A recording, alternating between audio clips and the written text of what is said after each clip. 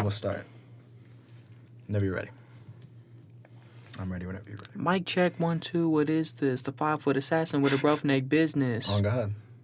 I love that song. Oh, that is a good song.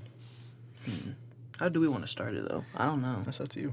You can either say hello, or you can just go straight into it.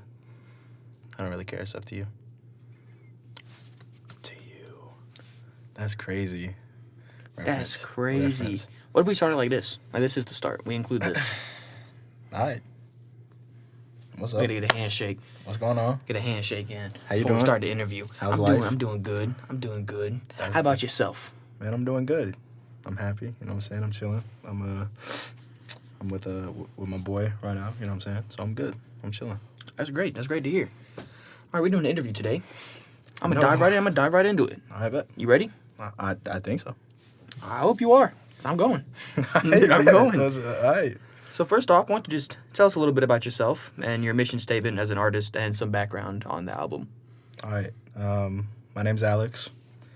I was born in Kansas. Moved to North Carolina whenever I was like 8 or something. I don't really know, to be honest. I've always been a fan of music. Music has always been a big part of my life. I grew up with my dad blasting music in the car. My mom was always playing music. I got into music really young. So I've always been a big fan of music, and I just never really knew how to, like, start. I never really knew how to, like, pursue and, like, make the music I wanted to make, I guess. Until I met a few friends of mine. That would be Sir Matt Draugos, Sir Newt, and Sir Sebastian Rosa. I met them three, and I feel like it kind of all bloomed from there, and I started it from there. And whenever it comes to kind of a mission statement, I don't know, man. I just I have a very important mindset going into this that I feel like not a lot of other artists have. Is I'm really dedicated to making just good music. I don't necessarily care about the fame or success if that comes. It's more so just about making just really good shit.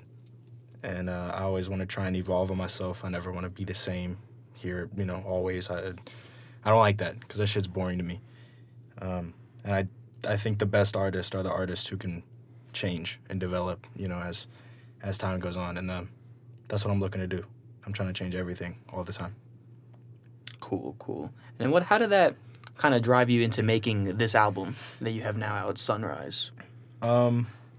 Sunrise. Man, this album was a lot. It took a long time to figure out what I wanted to do. I had a lot of rough drafts before I had this one. Some of the drafts were taking, too much inspiration from the people I really like, or not anything that was kind of a complete thing. And then I sat down one day. I started working on Sunrise. I found some samples.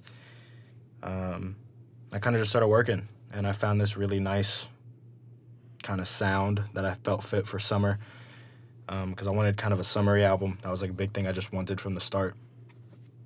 And I feel like it really fit what I was looking for. That was kind of it. It was just, it was a lot of trial and error, but then I finally stumbled on a sound that I really liked, that I think other people would like, and I think it could be a sound that could live for a long time. Because, I didn't want to make an album that people were going to listen to once and never listen to again. And I think it's a very enjoyable sound for a lot of audiences. And I think that's why so many different spectrums of listeners really enjoyed the project. For sure. And going back to inspirations, I wanted to ask who or what were your main inspirations for this album and for your style of rapping and production as a whole? Man, I have a lot of inspirations. Mainly because I come from a background with a lot of different music that was kind of all over the place. So it made it something where my inspirations aren't necessarily what I have now, but a lot of my earlier inspirations were kind of like the early pop sound of like the 2000s.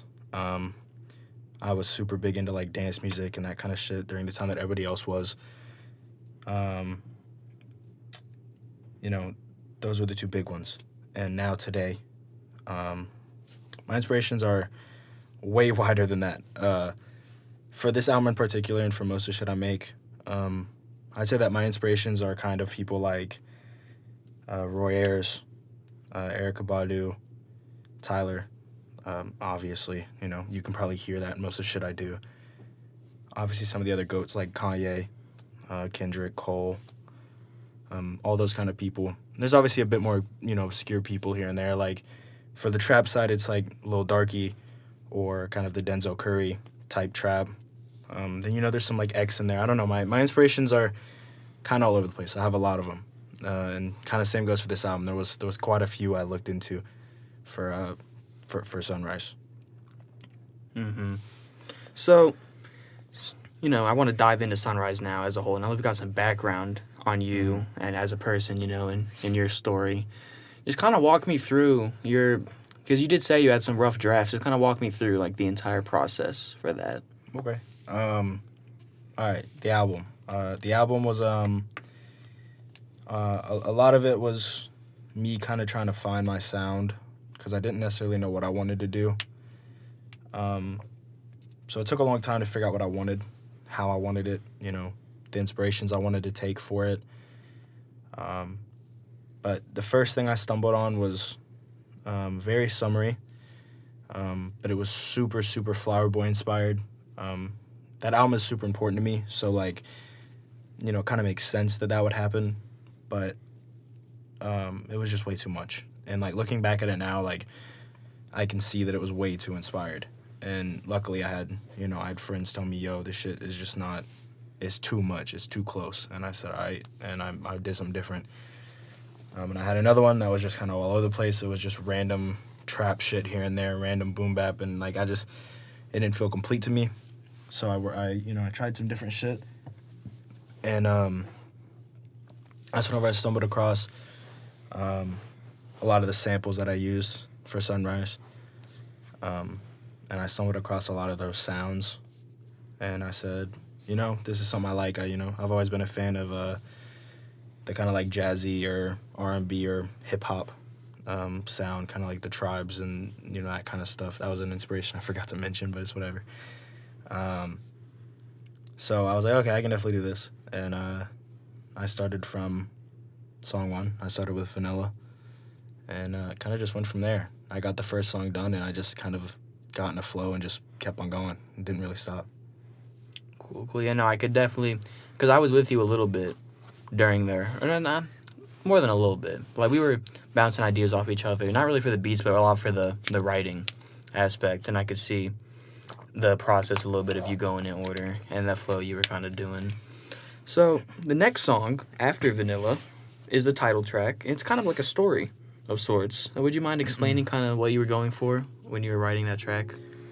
Yeah, that song. I wanted something that people would really like. Obviously, I mean, I guess every song's like that, but I wanted something that would be mainstream if it was going to be mainstream. So I know I needed my brother, my day one. I needed Sebastian Rose on that song for the chorus. It was really good. He gave me some really good shit, and it went along with the story. And the story, like most of the other stories in the album, is pretty self-explanatory. But it's kind of just the idea of fame. Because obviously fame is something that we'd all like to have, even if we don't necessarily want it. Something that, we'd all like to have. Because with fame, it comes wealth, it comes security, it comes happiness for a lot of people. But fame to me is a very dangerous thing because, as you get fame, you also kind of lose everything that you had before it. That's why most artists or musicians or, athletes or movie stars, they go buy a big mansion in a neighborhood with other athletes, musicians, movie stars. It's because they can't buy a house in their hometown. You just can't do it anymore. It's really hard to do something like that. So it's just the idea of losing everything that got you to where you're at. You know, losing the friends that you had, the family that you had, the location, the happiness for a lot of artists that you had before, all for the fame. And for a lot of people, the money and the wealth and the security and the awards and all that shit just isn't worth it. And sadly, a lot of the artists that we love end up killing themselves or overdosing or something along those lines because of the fame that they got. And that was kind of just a story on that. It was a story on chasing fame way too much. Mm-hmm. Yeah, no, the story of the troubled celebrity who unfortunately passes away untimely is all too common nowadays. Mm-hmm. People like Mac Miller, X, yep. Pop Smoke, King Von, and then even as far back as like Robin Williams. Yeah. Like all of them. Like it's really unfortunate. Mm-hmm. And it shows that, you know, fame is, it's like a double-edged sword of sorts. It's something that, like, obviously if you handle it right or if you get lucky, like, it's really nice, but it can also, you know, it can also kill you. Yeah, for sure, exactly. Which was the entire idea of that song. So. Mm-hmm. Mm-hmm. So the next song, ooh, I like this song. This song is good as hell. It's your favorite song on the album. Mm-hmm. To You. Mm-hmm. Obviously, we can't get into specifics of who it's about, mm-hmm. but I do want to ask kind of what mindset you were in and kind of what, you know, I want you to basically just dive into this song in every aspect you can, obviously, aside from who it's about. Yeah. This song, man, this song was extremely important for me. This was the one song in the album that I wanted to be the best. I wanted the beat to be the best. I wanted the lyrics to be the best. I wanted this to be the best song. And gladly, I think I did that. But you know, when the song started, I've been trying to write a story, like To You for a long time. I just didn't know how to do it. I didn't know how to approach it. And looking back at it, I think it's because I just wasn't in the right mindset. I wasn't there for it. You know, because for songs like that, where you get really personal, you kind of have to be in a mindset to make shit like that work. And you did have another version of this song, yes, that got scrapped. Yeah, I had another version of the song. It got scrapped. It was like 3 minutes. It was really long, and you know there was some cool shit in there, but you know, I didn't like it. I didn't like it as much as this one. And I was sitting there one night. It was late as shit. It was like 4 a.m, and I found this sample, and with this sample, I put on drums. I put on the "Sing About Me, I'm Dying of Thirst" drums. Iconic. Yeah, and the snares. That was the big thing I noticed from those, as I love those snares, or the rims, I guess. I put those on there, bass line, and that was it. It felt complete from there, and I was like, okay, this is good. Did some cool production shit on there. You know, I low-passed it, low-passed the drums, low-passed the main melody a little bit. Obviously messed with the rain and the birds chirping as everybody hears in those. And I made the beat in like an hour, sat down, wrote the lyrics, probably 30 minutes, recorded another 30 minutes, and I was done. And that was the song. It was really quick. But like I said earlier, you know, I was just in that zone. And it made it really easy to do that.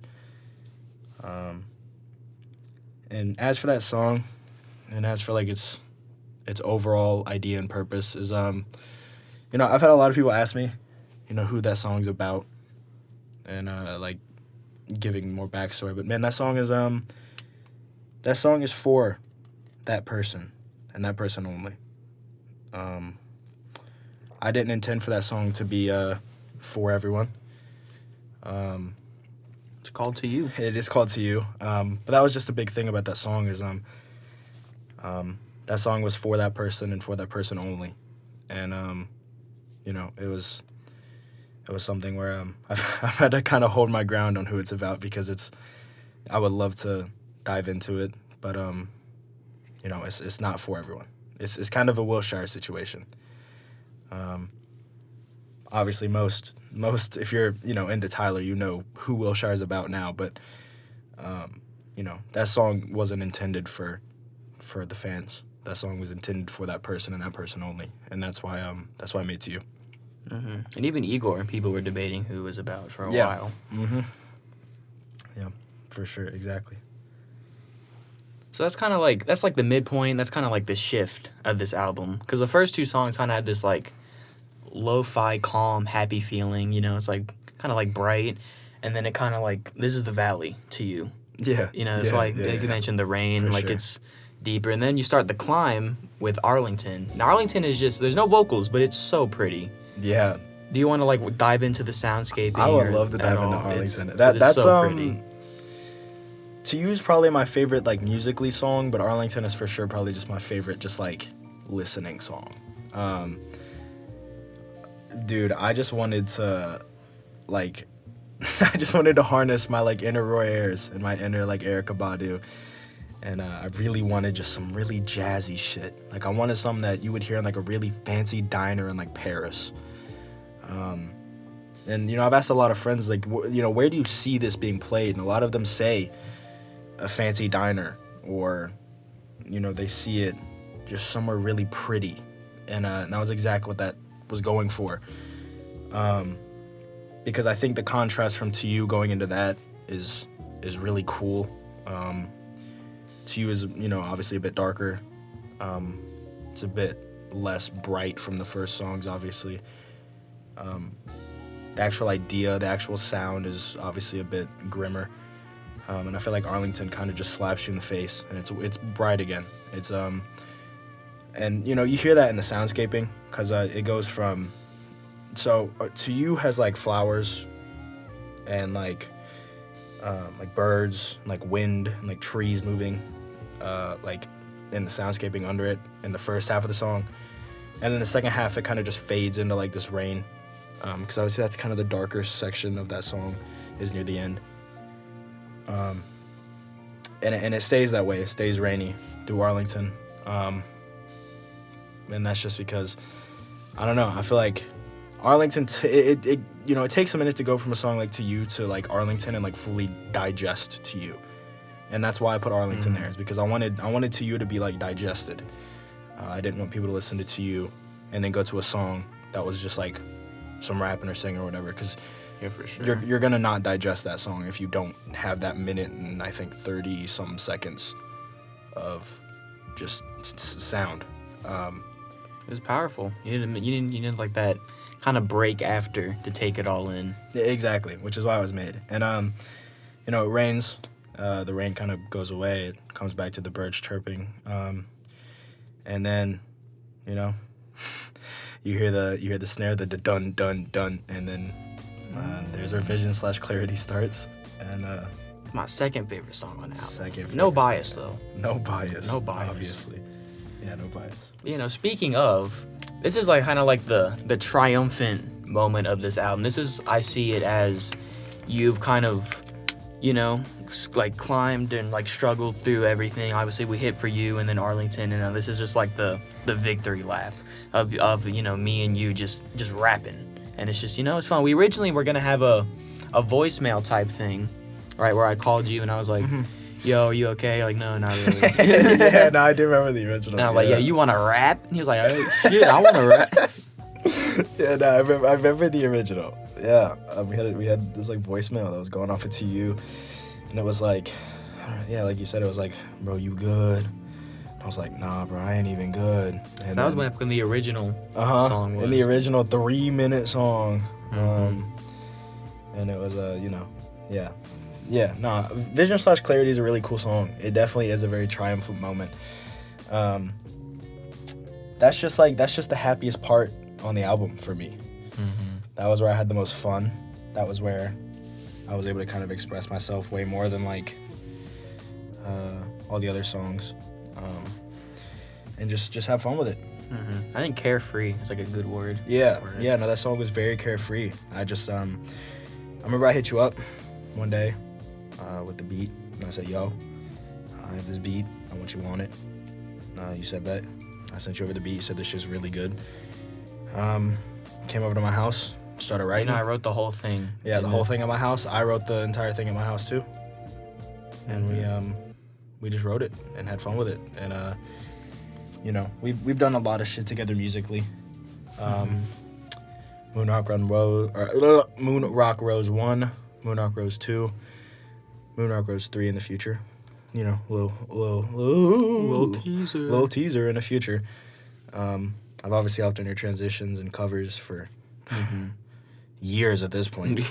So we've done a lot musically, and I feel like a big thing that has always brought us together as artists is Doom.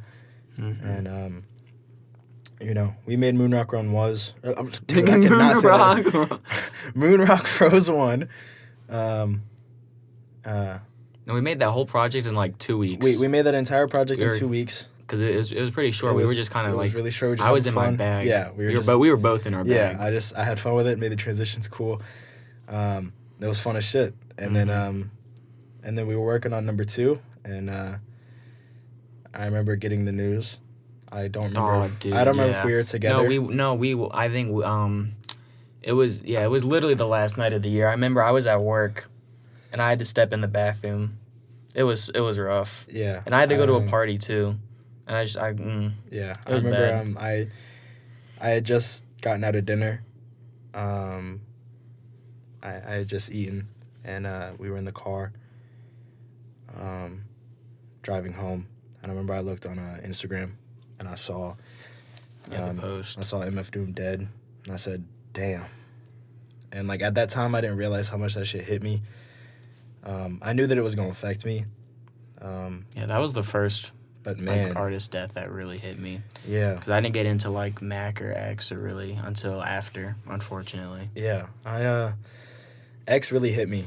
I was young whenever he passed away, so I remember it was summer, and I remember crying. I remember crying like shit whenever X died, and I did the same shit for Doom, man. It was really tough, and it sucks because you know, a big thing of us for Moonrock Rose was we really wanted him to hear it eventually. That was a big thing that we wanted was we wanted him to... And it was a tribute. Yeah, I didn't put it on streaming or on Bandcamp. I didn't want to make any money from it. I just wanted like to kind of show my love. Yeah, and same for me with the production side. And that's why with the second one we had the little outro bit at the very end. Yeah. But you know, that shit was just, it was for him, and we really wanted him to hear it. And when he passed away, and that was the first thing I thought about was, damn, he'll never be able to hear Moonrock Rose. Because, you know, I fully believe that everyone around me is going to succeed, and you know, I fully believe that Doom was going to one day hear it and hopefully like it. And it hit me. It really sucked. I remember I said, damn, like, it's just... And luckily, I think you talked about it on your project, and I felt the exact same way. It put a battery in my back too. I use that phrase a lot. Yeah, because I was nonstop after that for like those first 6 months of 2021. Yeah, no, it put a battery in my back too. I kind of sat there after that and said, yeah, no, like I have to do music, because I was still very up in the air on what I wanted to do. If I wanted to do music in the first place. I remember we had the talk of, like, I think it was also, we touched on a little bit that, you know, that one night. Yeah. Yeah. And I just kind of sat there and I was like, yeah, I really want to do this. Like, this is something I really want to do. And I remember, damn, this shit sucks. I remember we made Moonrock Rose 2, and he passed away while we were making it. And I think that really just, like, I remember I sat down that same night and just redid all the transitions and everything just to make them better. Yeah, because we had the beats. Yeah, and found ways to get the beats better. And I put all of my heart into that project. All of my heart on what I could do at the time. Obviously, I can do way more now, but then, man, that was all I had. And I put everything into that. Because Moonrock Rose 2 just meant way more. It became a thing where it meant the first one was much more. The first one was like a fun like mixtape type. Yeah. Whereas number 2 was way more of like a... It was super story driven. It was super like more like professional Yeah. and like official kind of. Yeah, I cared way more about that one. Mm-hmm. So that happened. And then, what's it called? Made that one. Made Moonrock Rose 2. And we've kind of just stuck doing shit like that. And obviously we kind of had a little bit of a tangent, but going back to Vision/Clarity, that's why a lot of those phrases are the super duo. Mm-hmm. Because that's us. That's us. And we I think we can sit here and both agree that that easily came from Doom and Moonrock Rose, because obviously in that projects we're fighting we're fighting villains and shit. So we became the super duo, and that's been our little name and our little rap group or rap duo for now. And Vision/Clarity, funny enough, is the first time that me and you are rapping together as the super duo, instead of me producing and you rapping, as both of us on my beat. And also, that's the first time I ever, cool. like, traded with someone, like, I do a couple, you do a couple. Yeah, I did not know that. No, I had plans to do that with, like, with Newt for a long time. We just never got did it. Yeah. It's hard to do it unless you're, like, together. Yeah, like, in person. It's super rough. So, that's where that was. And, that entire song, the first half, obviously, funny enough, is about Doom. A lot of that's about Doom and like the Moonrock Rose projects, and there's a lot of cool little shit that you say in there about that. Yeah, the touch it, get AIDS and die. Yeah, that's obviously that one, and then you I don't remember what it was. From Moonrock Rose to New Crossroads. Yeah, that's that one. That's the cool one. Then obviously it's just very super villain-esque, and this because I just want to have fun with that one, and it was super easy to write. We wrote it really quickly. And it was fun. It was really good, and that's a lot of people's favorite song on the album.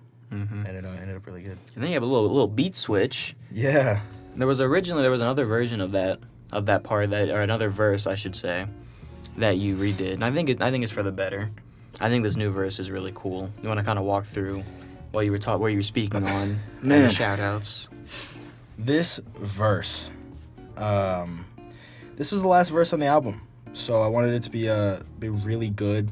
I wanted it to be something that people would remember. If they remembered anything, I wanted them to remember that final verse. And I think, luckily, some people did. As for the verse, that verse touches on everything. It touches on everything, like I was feeling the entire album, pretty much. And honestly, some of my fears, some of my shit I'm worried about, some of the shit I'm feeling to a degree, which is why I start that second verse, like the first few bars, whatever it is. We hit the end of the road, all the places we could go, but this dead end stopped us on our tracks, forcing us to turn around and not come back, but I say no. That's just, that little section right there is just entirely because I hate the idea of like working really hard to get somewhere, having a roadblock and turning around and saying, okay, let's find a different way around it. I don't like that shit.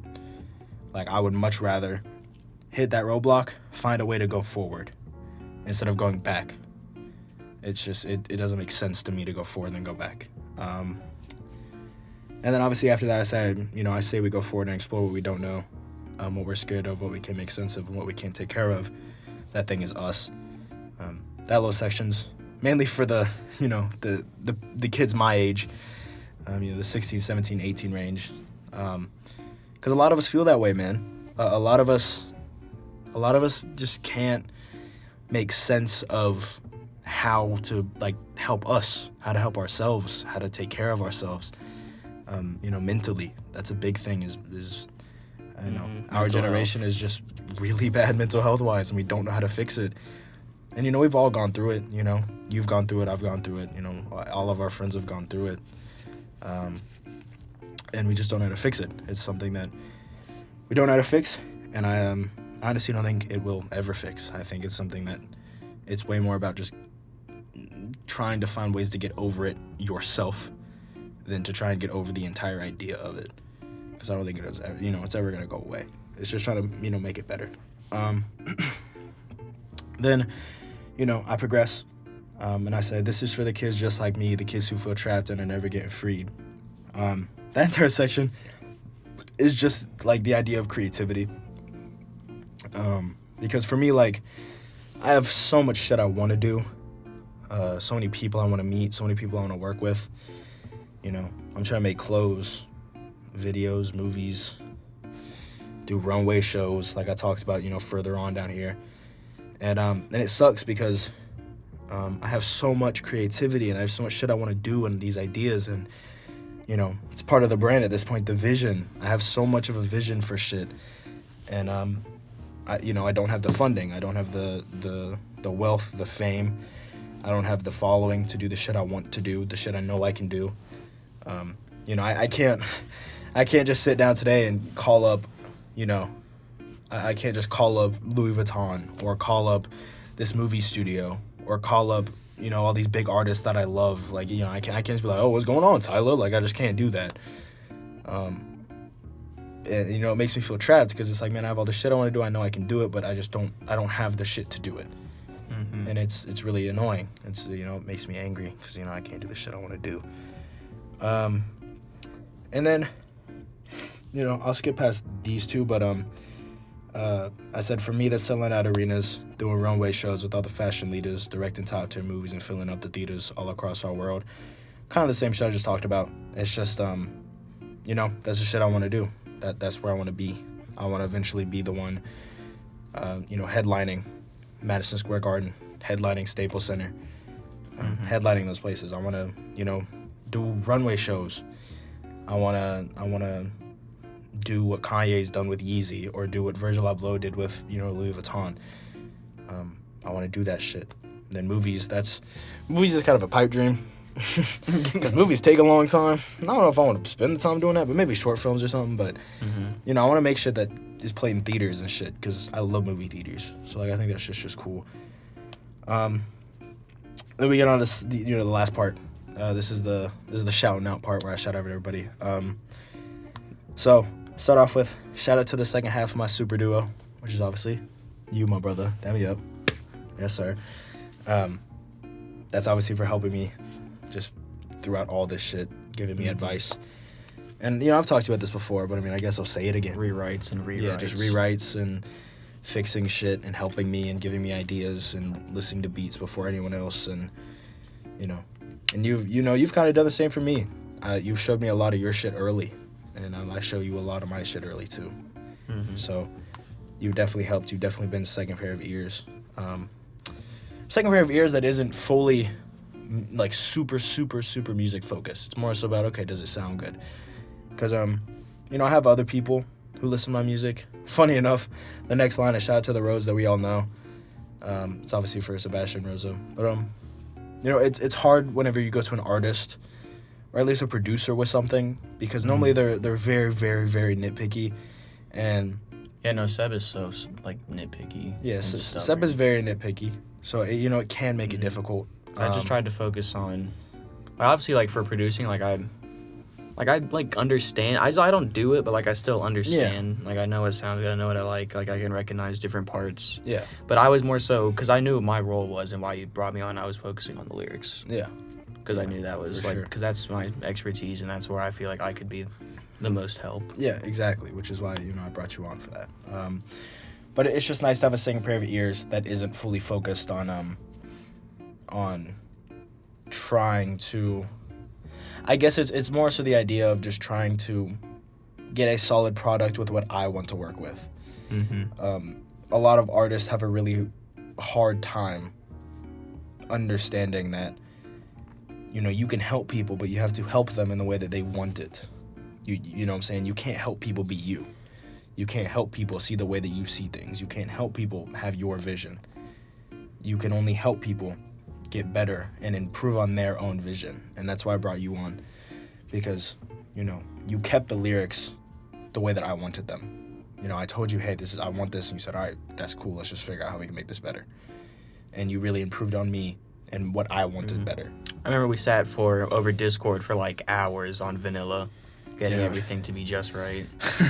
That song took so long, but yeah. I think you had at least 30 takes for that song in all, because I remember we went back again and we recorded stuff. We recorded that song a lot, because that was the first song that I like recorded, and it was just really difficult, and it was the first song I wrote, and that was back then I was like, that was like your first time, Yeah. basically, pretty much. Yeah, so it became like this really difficult thing where I was just trying to figure it out. Nowadays, it's really easy. I mean, like, I've showed you some of the newer shit, and like I rapped something to you, and it's like, you know, there's probably barely anything you have to fix on that verse because it's just I'm getting better.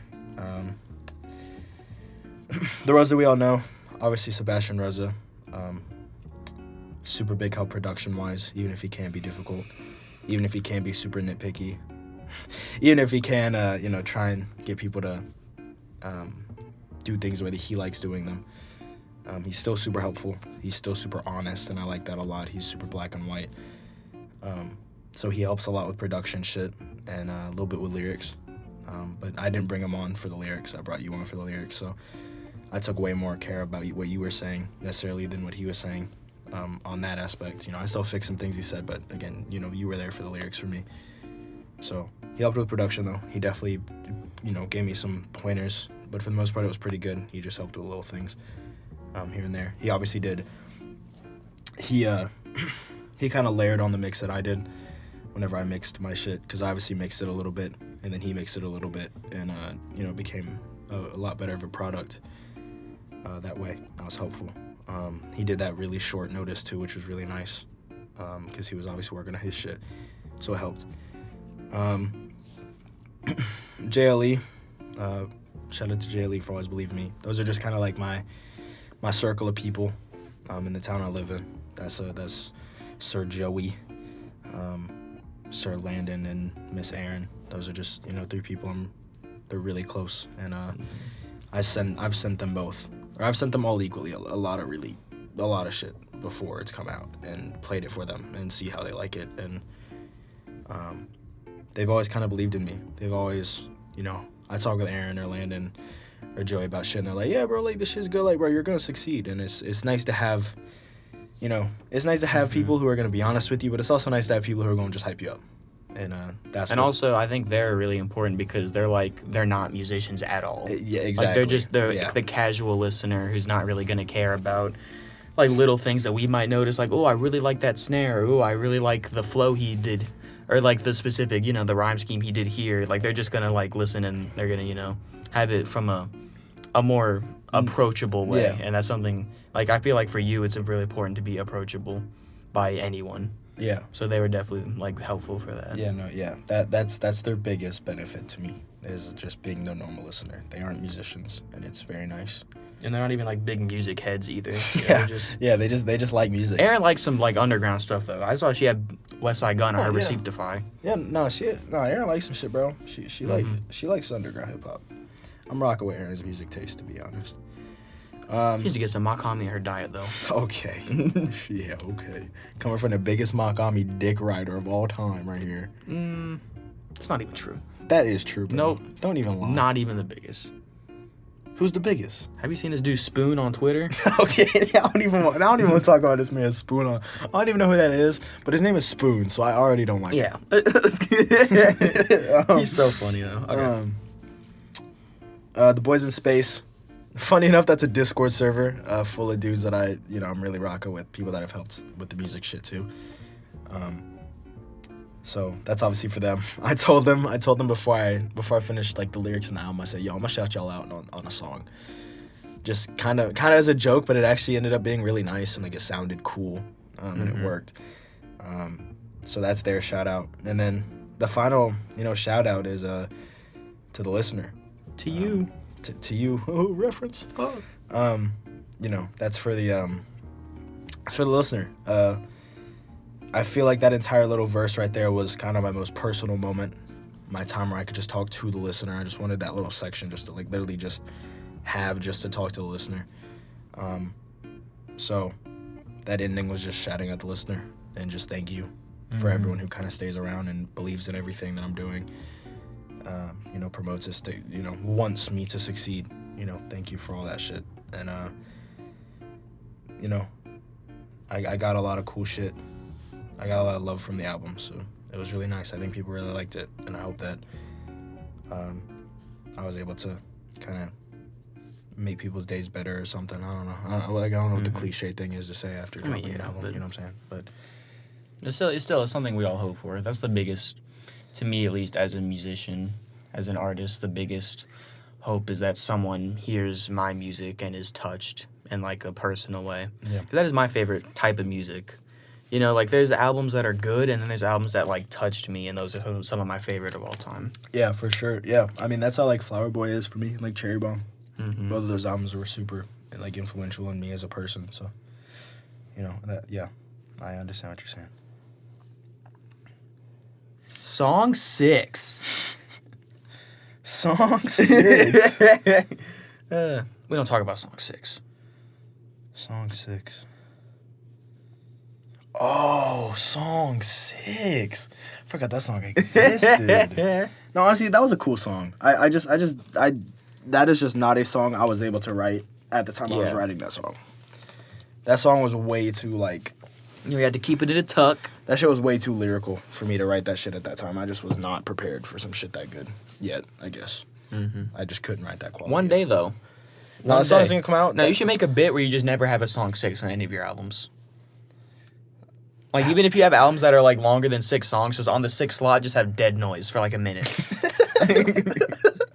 Just never have a song 6. And then one day, song 6 will arrive. It'll just be an album called Song 6. And it's just the No, song it'll be 6. no. You should. Song It'll 6, be 6 every times. song 6 that you scrapped on your other albums. Oh, that would be hard. That could be sick as shit, actually.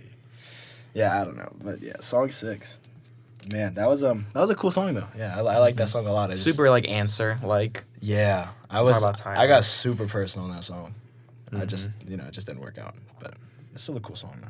But we're at the end of the album, so I want you to kind of tell me a little bit like about the rollout process. Extra stuff like the cover, back cover, promotion, if any, at all. I know you did the Instagram thing. Yeah. That was really cool, and I remember you told me about that before the album was even done. So kind of just like walk me through like that whole process. Once the music itself was done. All right, roll out.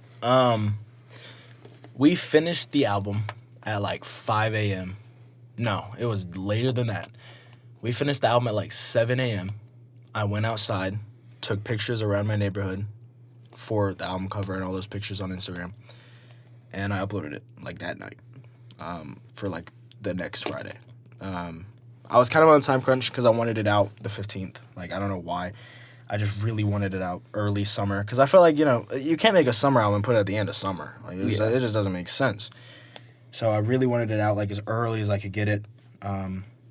Obviously started with, like, nothing. Like, I had no, fans or whatever, listeners. So I kind of had to rely on the people around me to kind of push the image a bit, push the vision that I had a little bit. And they did that, everybody helped me out with that shit. And it, became a really cool thing where everybody was helping me. But put out the music, got the cover, took the cover and a bunch of pictures that day. That following Monday, posted the first picture.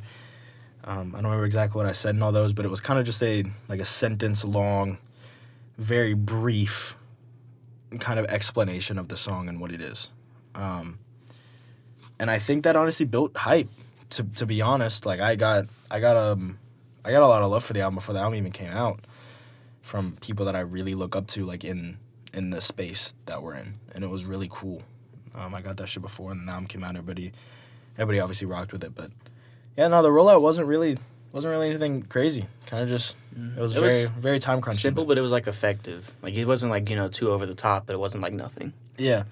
The cover, that was literally just a picture. Like I can take Sir Matt here to that location. It's literally right outside my house. It's a really cool picture though, because you had the professional camera. Yeah. And then you did all the editing effects. on it. Yeah, and then I put the biggest thing for me is the signature in the bottom right. Mm-hmm. That's a real signature. That's actually how I sign, the Al or whatever. Oh, so I'm gonna just mention this, bro. Y'all not gonna call me Al, bro. You can just call me Alex. I'm gonna just keep it real. Don't call me Al. I'm gonna be like, I'm blocking you if you call me Al. I'm gonna just be honest, bro. Just call me Alex. It's easier. It sounds better. Al is just a better musical name. So just call me Alex. But yeah, no. The rollout wasn't complicated. It was very simple, but it looked good. Mm-hmm. All the pictures worked together. I shot all those pictures in literally like a 5-minute time span. So the timing wise, it all looked, right. It didn't look like they were at different times. So Yeah. it was very good. It was really nice. It's important because, sunrise. You don't want to have a picture like noon. Yeah, exactly. It just Very didn't make sense. And I actually got that shit on sunrise. It was wild. I went outside. I remember I said goodbye to my mom because she went to work, and I just walked around my neighborhood and just took pictures. And it was sunrise. It was really pretty. It was a really pretty day. It worked out because I needed that shit out that day, and I got really, really good pictures that entire time. It was really good. I really enjoyed it. I wanted to do a back cover, but I guess we'll listen to it. I mean, if you're this far into the interview, then you can get a little bit of leaks. I wanted a back cover, but the back cover is gonna be sunset. Mm-hmm. So on vinyls and shit, it's gonna be the sunrise and the first, the main cover's gonna be sunrise, back cover's gonna be sunset, and it's gonna be cool because you can kind of flip it any way you want to, depending on which one you like more. Mm-hmm. Sunset's obviously gonna be a darker, probably one at night. I was kind of imagining night with rain in the same locations, literally just flip perspectives. So the back cover is sunset, which is why there's no back cover. I normally do back covers for everything because I just like how they look, but the back cover doesn't exist yet, so that's kind of why there's no back cover. But outside of that, it's kind of it though. There's nothing really else there. Speaking of sunset, Yeah. release date. All right, I will leak it actually. Hold on. I want this album out. I have no idea if it's gonna work out. Damn. The no matter what date is Christmas. It's Christmas night. That is the no matter what date. If it's a Friday. Is Christmas a Friday? Let me check for you right now. It's like that shit Joe Rogan does. Pull it up. Pull it up. Check. Christmas is on a Sunday. Damn. But I'll just drop it the 23rd then. So 23rd of December is Is the the no matter. that is the no matter what end date. I'm dropping at Christmas. My little Christmas present to all y'all. Oh my goodness. But the realistic time frame, what I really want is September. Yeah, that's fair. Somewhere in September. That gives me we're in August. So that gives me, I think a month and a half or something like that. Probably end of September, right? End of September, Yeah. most likely, is when I really want it out. I think you could probably do. You already pretty much kind of have all the beats. I have all the beats. Yeah, all the beats are almost done. I'm just working on song 2. Honestly, I actually want to give you a second, and then we'll log back in. You've heard the beats. Give your impressions to the people. Good as shit. Yeah. No, I love the beats. Part 1 was it's a perfect dichotomy between the two parts, sunrise, sunset. It's really cool. I think it's really gonna show people who didn't already believe kind of how versatile this man is. He really can do it all. It's really cool. It's been really cool to watch him grow from when you first downloaded Fruity Loops to now the stuff he's making is honestly it's just incredible. It's so cool. It's so good, and it's honestly controversial. This dude is probably the best producer I know. It's incredible. Dang. We really just got controversial on the interview. Hot take alert. I'm famous for my takes Amen. and how bad they are. But this is a good take though. Yeah. This is a good. I agree. Oh God. No, but it's so cool. I've heard the intro. I've heard the bones for song 2 because obviously the meat's not on it yet. Kind I of. don't even know what I want to do with that song yet. I heard song 3. It's the ideas too. It's not even just. It's beyond good beats. It's just such a good vision, and it's so creative. Have I heard song 4? I don't think I heard song 4. No, song 4 isn't done yet. Song Yeah. 4 is an interlude. So. Yeah, it's still gonna be another That interlude. shit And ain't even then done yet. I heard the outro. It's really cool. I heard song 6. No, but it's really so cool. It's something where once it's all said and done, it's gonna be just a really fantastic body of work to look back on and be proud of. Yeah. Damn, bro, you got me blushing over here. That shit's it's cool. Obviously, I mean, this, but the listeners don't. We can detour a little bit. I produced for how long before I started rapping? 2 years, 3 years. When did you start actually producing? I think it was 2021 sometime. It was maybe mid 2021. Yeah, no, that's whenever I fully got into producing. But like I've been like producing here and there since like early 2020, like before COVID. Was whenever I first started kind of just like. Nah. I'm like remember because you did all of the Moonrock Rose stuff on Adobe. Yeah, on Adobe. The first one. The first one was all on Adobe. Second one was on. The second one we went to FL. Yeah, we went to FL on the second one. So whenever that one was whenever I first started kind of just using it, and then. Did you mix in Adobe though, or no? I mixed the first project in Adobe. Oof. I think I mixed the second one in Adobe too. Mm-hmm. That shit was so hard. No, but it was, I remember but it was so cool to watch the versatility of Premiere though. We were getting the mix done as midnight was rolling around, and I remember we uploaded it like after midnight. Oh yeah. But like we still put the date back.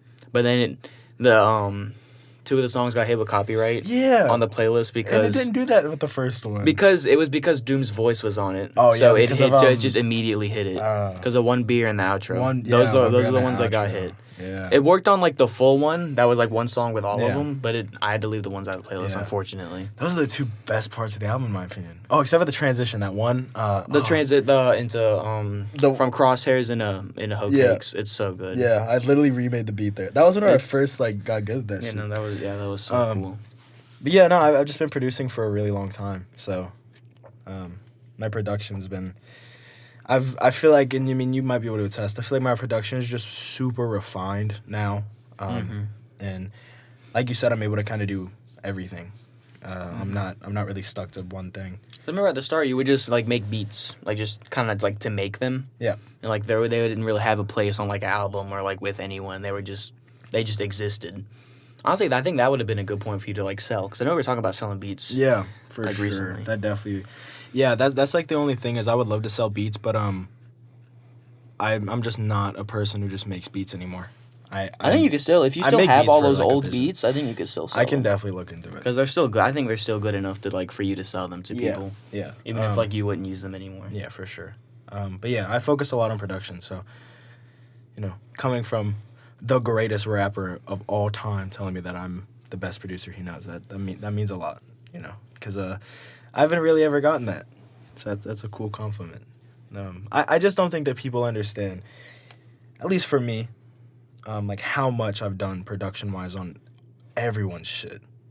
Like I've done a lot on a lot of people's stuff. Every transition basically that you hear. Yeah. Every transition you hear on anybody on Play Pretend shit is most likely me.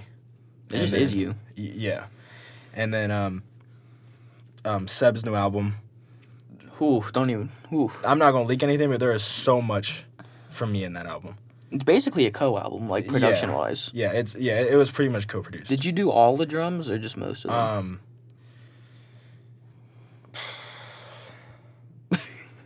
I don't even know. I did most of them.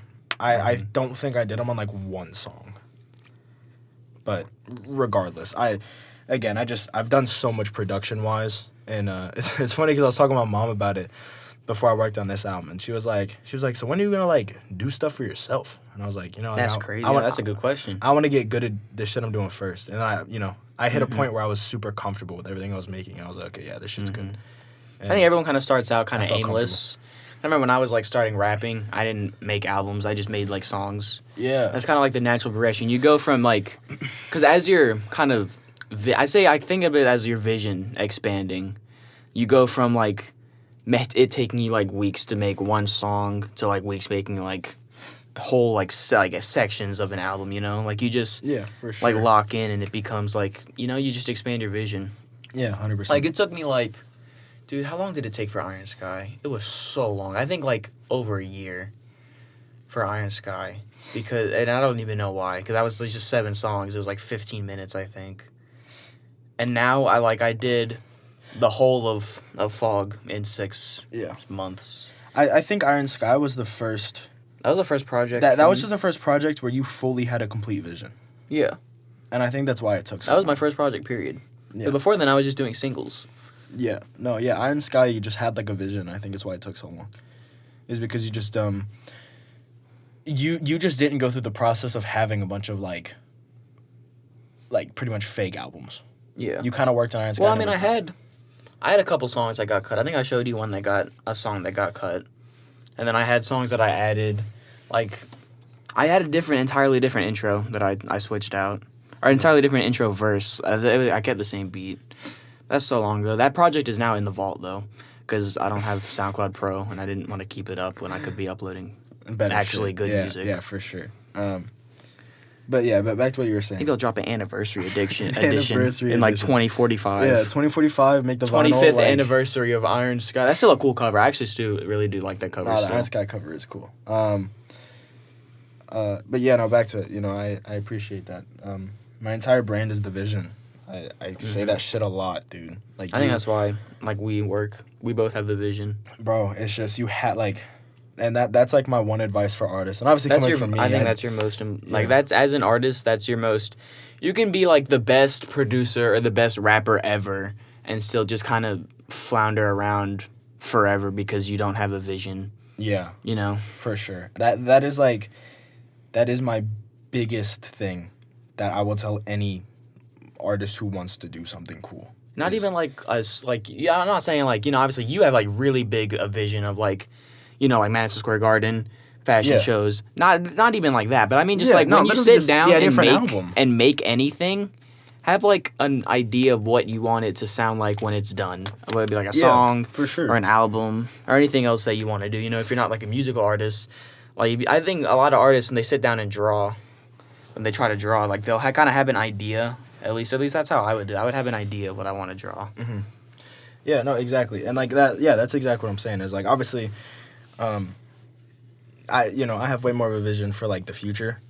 I mean, I obviously have the vision for the music too, obviously, but like, I just have a big vision for the future. But just dude, have a vision for what you're doing. Like for Fog, I had like Anything. an entire I kind of already knew, like exactly like how long I wanted the entire album to be. Yep. Like what I wanted like each song to sound like. I had a song, and this is the thing like Seb does this a lot. Where like he asked me on the night like he was uploading, he was like, "What should I call the song?" And I'm like, "You don't already have every like." Yeah, I make the exactly. track list before Exactly, yeah. I even like. I think I have beats and then I make the track list and then I actually start writing. Yeah. Because I just like song names is something I'm really into, and I know not a lot of people are like into it, but I just really like naming songs. Yeah. No. It's for really fun. I like sure. curating too. For sure. Like I want to make sure that the curation is really nice. And I think Seb is like a very big example of somebody who like it's stupid. is really good musically, but their vision just isn't as clear. Well, no, I mean for albums though, like Seb has like a very clear vision for this upcoming album. Yeah, no, for sure. sounds It was great. definitely way better on this album. But most of the shit that he's made, Like for Mooncake, for Mooncake, he had kind of a sound, but that was kind of the gist. And like, it's like, I mean that's fair. It's like you can like obviously like a lot of artists have like a more scattershot kind of approach, and it for still sure. works. Yeah, for 100. And Seb is a perfect example of that. Is he kind of just makes shit. And then he like figures out like where to put it later. Yeah, but I still stand on the point that I think that it would be more beneficial for A lot of him. rappers do that too. They'll have like entire like they'll have like hundreds of songs that they just never Just release put in like in the places, the yeah. vault because they're just making stuff just to make it. Yeah, I can't really do that. Yeah, for sure, exactly, and that's why I think like there's a lot of really great rappers, but they put out albums that aren't complete. They put out albums and songs that don't feel right being where they are. And that's like a big thing for me, and it's a super like pet peeve thing for me because I hate listening to really good artists who have albums where the songs just don't make sense, or the transitions in between the songs are just bad, Or they're just non-existent. lackluster, or it's literally just let's fade out every single song for 5 seconds and play the next one after. It's just it's not interesting. There's no depth to most artists' shit, and I think though it works for like because I think there's two types of albums, right? There's like the albums that are like a collection of songs, things like Whole Lotta Red, like DS2, Yeah. mainly like trap, and then like even like Yeah, I think trap is a Logic's very like heavy thing. Vinyl Days I think is a collection of songs. Even like Illmatic and some like the Enter the Woo 36 Chambers I think are also like a collection of songs, and then there's the albums that like have a vision and like are more than the sum of their parts. That'd be like excuse me, albums like To Be a Butterfly, I think The Life of Pablo, Main John McNichols, Bro, like all of Tyler's are like that. Tyler, too. yeah, Tyler's like Igor, Cherry Bomb, Flower Boy, of course. Even Wolf, I would say. Yeah, no, Wolf. Yeah, Wolf has. Wolf a very has that kind of interesting vision. Yeah. You don't even have to have like a concept or a narrative to like accomplish Yeah, that. it's You just have making to shit like work. It's just you have it's to know how to something make where shit like work. the album works the best when you listen to it front to back. Yeah. You know, like they're not. exactly, They may not yeah. necessarily be playlistable. They can still have songs you can put on the playlist. But it's But better. it's not made yeah, for that. Yeah, it's better. It's go made full. to be listened to front to back as a complete experience. And that's the kind of albums that I really love to make. Those are the ones that really stick to me because I'm like, I don't even listen to playlists anymore. Like, you know that I haven't listened to playlists for like, I think a year at this point. I only listen to albums Yeah. front to back. Yeah, no, yeah, for sure. I feel like trap is the one genre where It works. A vision doesn't necessarily matter as much. But And obviously that's not a bad thing. Like people like gotta say, oh, trap doesn't do this or trap doesn't do that. no, that's not a bad because it works because trap It works and it's really trap is good. just for the vibe. Like Yeah. trap is literally just man, let's just put on something. Like I'm trying to listen to some fun shit. And then not every it like works. I'd say not every like one has to be a Kendrick Lamar. Not everyone has to Yeah, like, exactly. have this really grand like idea and touch on these really important topics. You know? Yeah, for sure, exactly. And like that's like the big thing is right. Is like I mean, again, I'll sit here and tell every artist to have a vision, but again, a vision Doesn't, means like- way more than like trying to make it to Pimp a Butterfly every single album. Yeah, I think albums like Monster from Future, like Rodeo from Travis Yeah, Scott. Rodeo is a good example. It's just so- it's way more about a vision musically is way more about the flow of things and the sound and making sure that everything works together. Not necessarily having this crazy big story throughout the album or a really cool narrative or whatever. It's just making sure the shit works. Because, you'll have people, super big artists who will go and put, I don't know, they'll put songs like Juggernaut with, like, a song, for example, like Sweet. I'm trying to think of that album. And then all of a sudden, they have those two songs, which, they work together sound-wise. And then all of a sudden, they put Father Stretch My Hands. And then they're like, bro, yeah, I'm going to go ahead and put, like, 20 Minutes by Lil Uzi Vert. Like, like, they're cool songs, but they just don't make they don't sense work together. Like they're, they just don't, it just doesn't make sense. It's more so about making things make sense. And that's what that vision is for me. I like to see it as like a difference between like a painting and like a mural, because like some albums are like a collection of like paintings, whereas like they don't have anything to do with each other, but they all kind of have the same feel. And then there's like the albums where it's like each song is just one small part of a very large painting. Yeah. And so, like, they don't, like, work as well when they're separate. But when they're together, they're just awesome. Yeah, no, for sure. I mean, you kind of just, put the hammer on the head with that one. But, The hammerhead slam, blame you, Dad. and then I'll touch on one more thing, and then obviously, we'll finish it off. But, yeah, no, that's such an important thing to me. And you obviously said that whenever you were giving me my praise, which obviously I appreciated. Is my vision is it's crazy. I that's the one thing I pride myself on, is having a vision for everything. I know what I want everything to be like. I know what I want everything to sound like. I know what I expect out of a feature. I know what I want the clothes to look like whenever I start making them. I know what I Dude, want. you just reminded me of something. What? Remember, this was for an entirely, like, separate album that you were making, obviously, before this one. I did a verse for you. I remember you told me, Yeah. like, if I don't like this, I'm going to tell you. And if I decide not to use it, I'm not going to use it.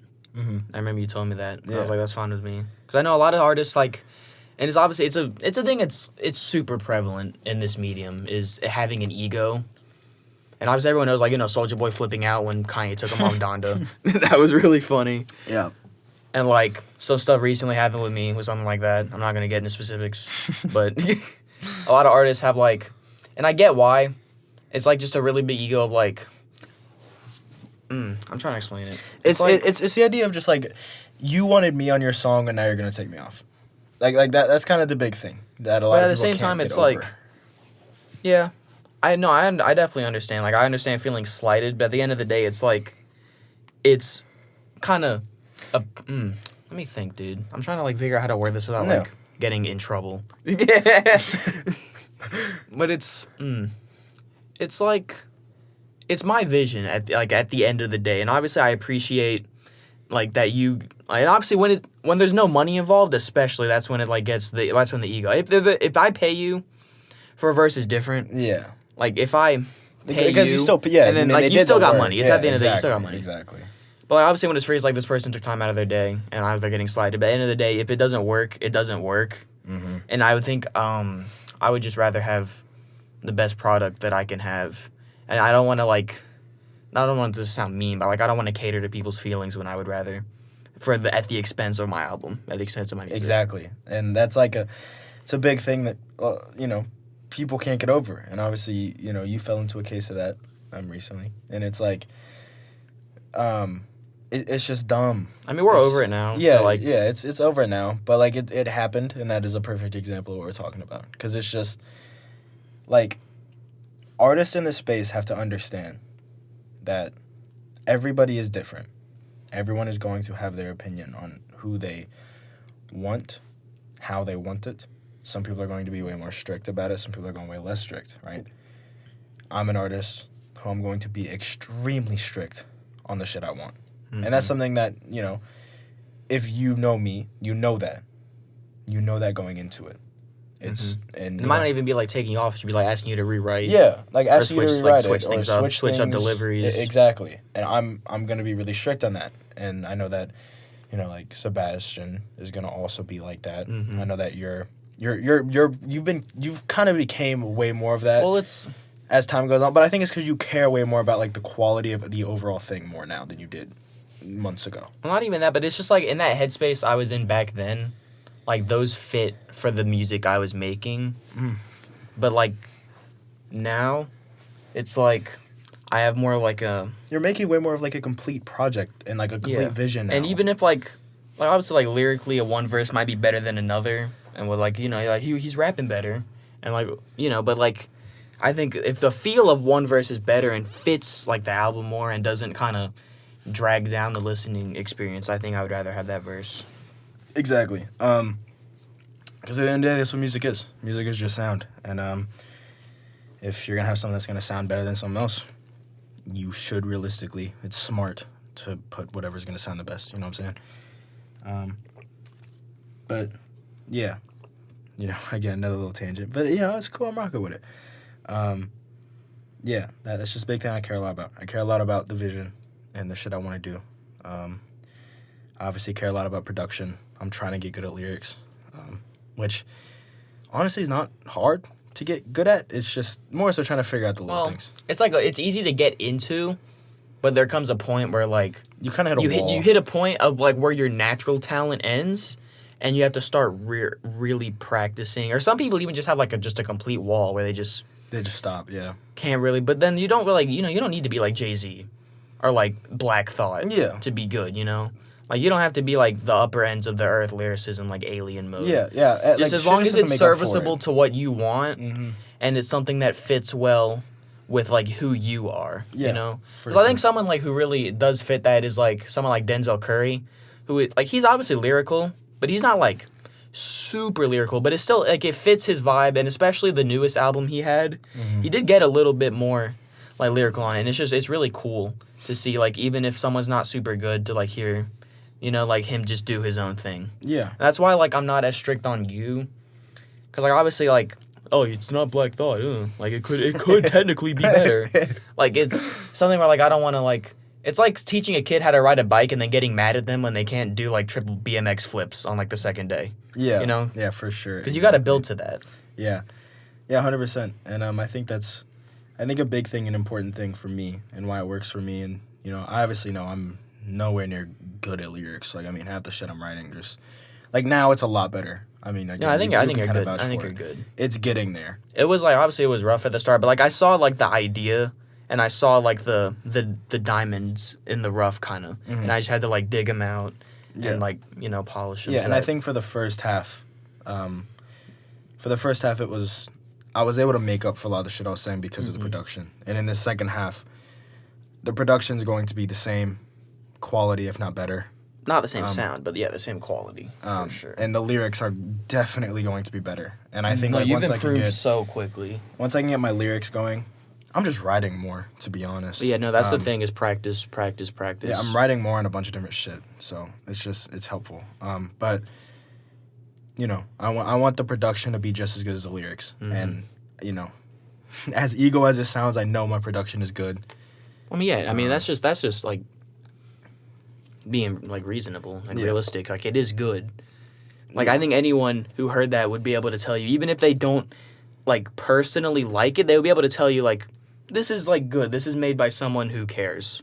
Yeah, you know that's what I was looking for. But I want that quality of production that I've built years to get to, and I want that in the lyrics too. I want my lyrics to stand up to it. And you know, like I already am aware. I don't think I'm ever gonna be like as good as you, or as good as like Parker, or honestly even as probably good as Seb, to be real. But like, I think you could get there. You think so? I think you could, especially if Parker like kind of said like, you know, puts the rapping in the background. Like I think For he a should. little bit, yeah. Because I think like he's a musician. Like I think musically, like and like Yeah. he's probably the most in tune with music, even Yeah. more so than like Seb. Parker is way more of a musician than he is like an artist. Quote unquote. Like he's really good with He cares a instrument. lot more about the music. He like notices like stuff that like I wouldn't even think of. Yeah. I remember when we were at the piano place and he was like, "Did you get your style from him? I can tell." And I was like, "How? Well, that's crazy." Yeah, no, yeah, I could tell that too. I don't know. I think that's the one thing about me and Parker that I think we are able to kind of link up on is we care a lot about the music. And you can like just tell chords just by hearing them. I think it's really cool. And like notes. Yeah, that shit is cool. I don't know how to do that, but that's one thing that me and Parker are really good like a duo with is I mean, I used to argue about like music theory versus feeling it out. yeah, no, we did argue about that for a while. Yeah, no, we work really well together musically because we both kind of see those things. You know, there's things that me and him see musically that, you know, nobody else would see. You know, that happened in the process of like Seb's albums and, you know, songs and your albums and shit. You know, it would be me or him and we're like, yo, this little millisecond thing is like not right. And then, you know, it's like, oh, I think it sounds good. Like, no, yeah, it's change like, oh, I think it sounds yeah, good. And then, you know, you dive into it deep, you're like, okay, yeah, this shit's actually just like wrong. And that shit that me and him see that, you know, nobody else sees. So that's the one thing that me and Parker kind of like lock in with. But yeah, I'm trying to get good at lyrics. It's tough, but I'm getting there. Production's obviously good. So I don't know. Obviously, we talked way more past what you said, but you know I appreciate all the love because I haven't really gotten that before. I've never really had someone say all that shit. So, you know that's cool. It means a lot. So thank you. Yeah, I want to ask one last thing. I didn't even write this down, but do you have anything music-wise like after Sunset? Do you have like a concrete like plan for like another album or anything? Yeah, I have a plan for the next 2 albums. Next 2. That's yeah, crazy. Yeah, my next 2 albums are already pretty set in stone of what I'm gonna Is it do. gonna be another like a dual thing, or are they gonna be? I have no idea. I don't know how they'd work. I'm not gonna leak it on here. Yeah, I'll tell fine. you what they are, but That's like, fine. yeah, the next 2 albums past Sunset are already like ready. Like I already know what I'm gonna do for those. That's cool. Yeah, no, I have. I think it's really cool when people kind of like see into the future. Bro, you have to. You have to in the space that we're in. Like I can already like see kind of the next. I haven't written down. I can see like the next like 10 or so albums I want to do. Obviously, I'm not gonna do them all like right now. That's crazy, bro. Impossible, but You got more than me. No, but I have a lot of stuff that I have lined up. I have a lot of stuff that's long overdue. Yeah, I know at least 3 right now. We have the Moonrock 3, I'm so excited for that project. the project with Clown Cat. I really want to rap on that project. Clown Cat's probably gonna be the next thing I do. I'm excited for that project. No, that's gonna bro, be can so I give cool. a shout out to Clown Cat while we're here? Let's talk about Clown Cat. I hate Clown Cat. No, I love that man, Clown Cat. Clown Cat Stimmy Pack hit me. I got like 1,700 monthly listeners. No, that shit was crazy. Yeah, I think me and Clown Cat are gonna work on something. I'm very excited for that. No, I'm so excited. I remember when this dude. Oh, I remember when this dude first started. I remember when he changed his account to his private, and he got banned because he used the old profile picture, and he had like 5 of his accounts got banned.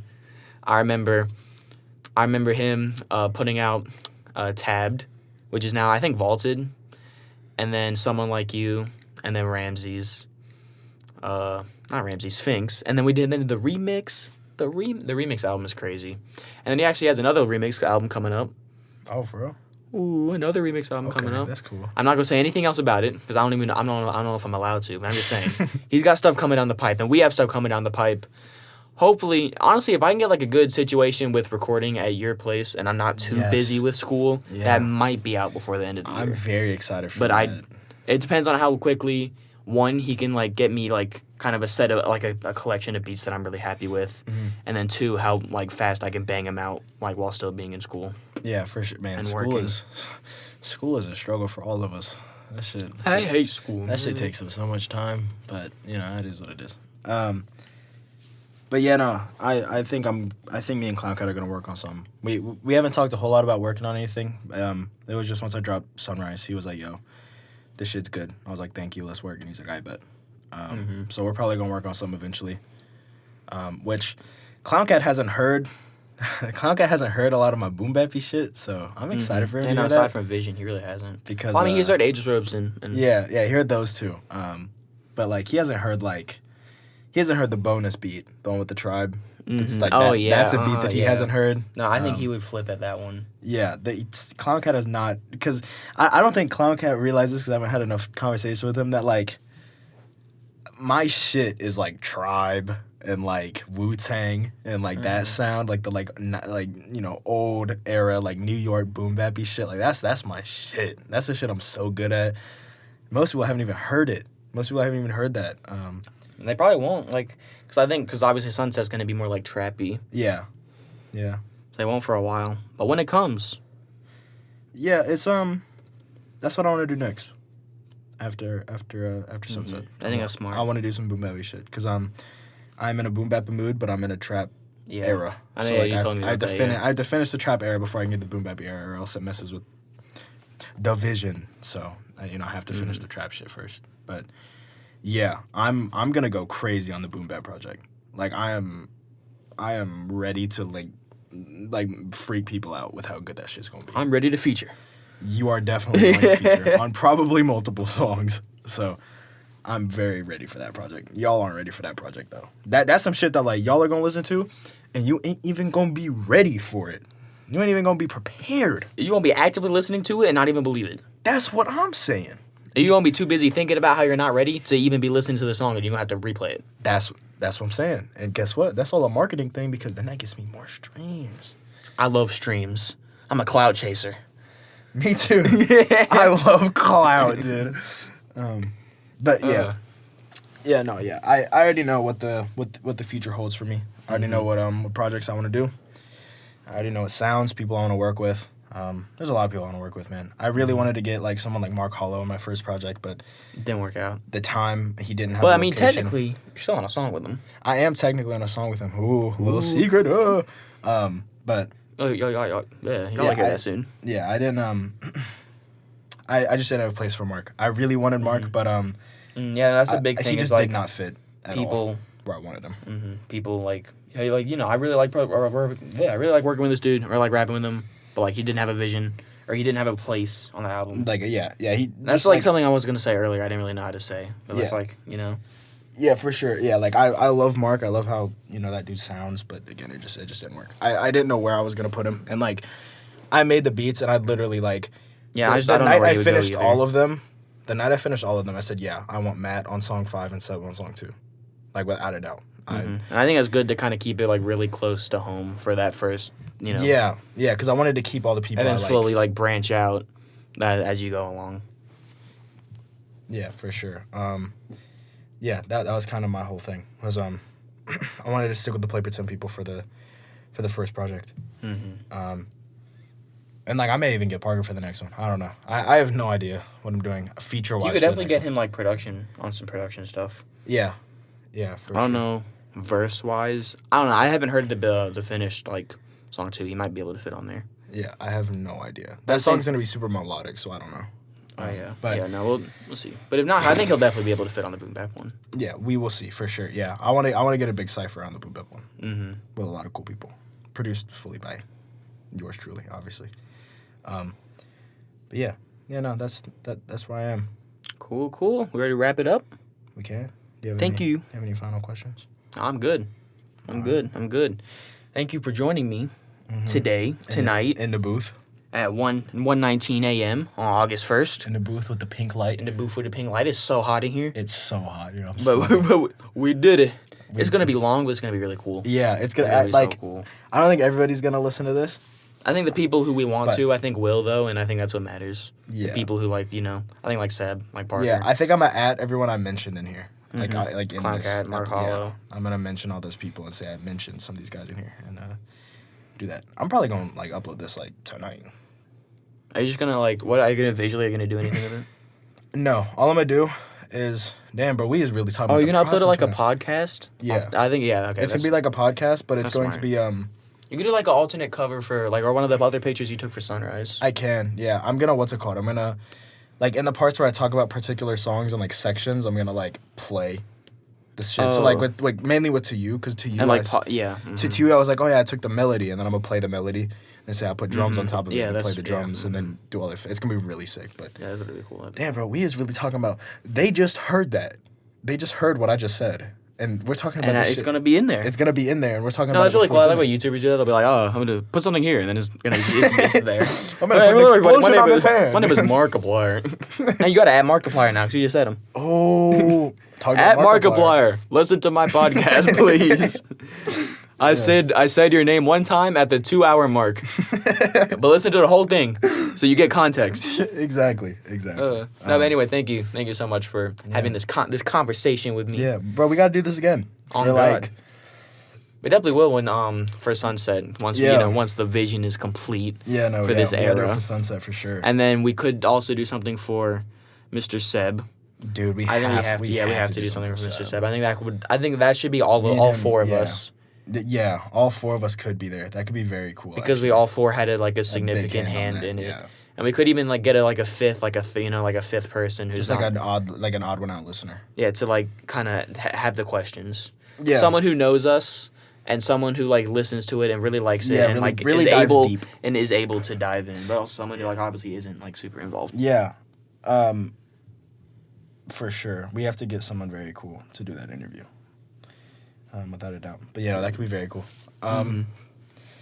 Yeah, I mean, I don't know. I don't think I really have anything else to talk about. Y'all will see another one of these whenever Sunset's out, though. For sure.